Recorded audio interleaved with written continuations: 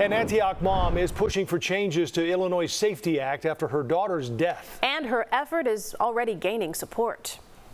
I'm not expecting Springfield to say, okay, we're going to revoke or repeal this whole act, but I would hope that they would at least take some consideration to put some discretion back in the hands of the judges that hear these matters. That's Antioch Mayor Scott Gardner introducing a proclamation to change the Safety Act, a message he'll send to the Illinois General Assembly and Governor J.B. Pritzker. Our Sara Machi talked with Megan Bos about her fight for her daughter, Megan, and she's with us now. Sarah?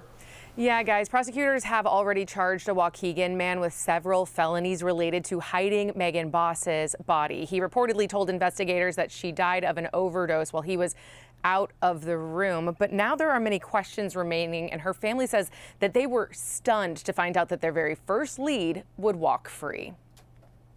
And her sisters, her friends in high school.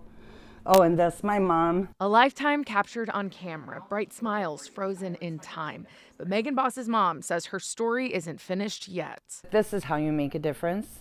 A little bit at a time. You just keep pushing. You just keep using your voice and talking to anybody who will listen. Jennifer Bos is pushing for change because the man accused of hiding Megan's body in his Waukegan backyard for nearly 2 months in a trash can with bleach, Jose Mendoza-Gonzalez, was initially released from custody. The Class 4 felony charges, not severe enough for pretrial detention under Illinois' Safety Act. If you suspect this person could have killed somebody, would you not want to err on the side of caution and hold him until you could say otherwise?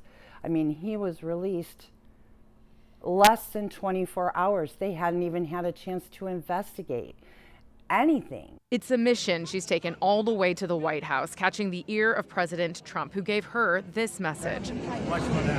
3 days later, Mendoza-Gonzalez was detained, this time by ICE, a Mexican national who they say is eligible for deportation.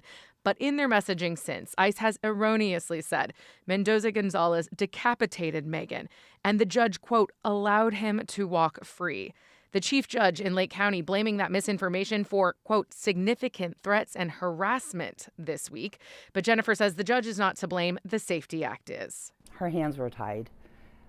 People think that they have, that they can still use their own discretion to decide and kind of override those rules, but they can't. Bos finding backing in state officials. You know, we need to give judges that discretion because, you know, I think in anyone's mind, if you're looking at who is a flight risk, a citizen of a foreign country. State Representative Tom Weber working with Jennifer to repeal or amend the Safety Act, which Jennifer says would prevent other crime victims' families the kind of blindsided surprise they have endured. Mendoza-Gonzalez is due back in court for a status hearing in Lake County on August 11th. We have reached out to Homeland Security and ICE to see if they will make him available at that appointment, as well as some questions about that misinformation, but we have not heard back on either count. From the newsroom, Sara Machi, CBS News, Chicago. Thank you, Sarah.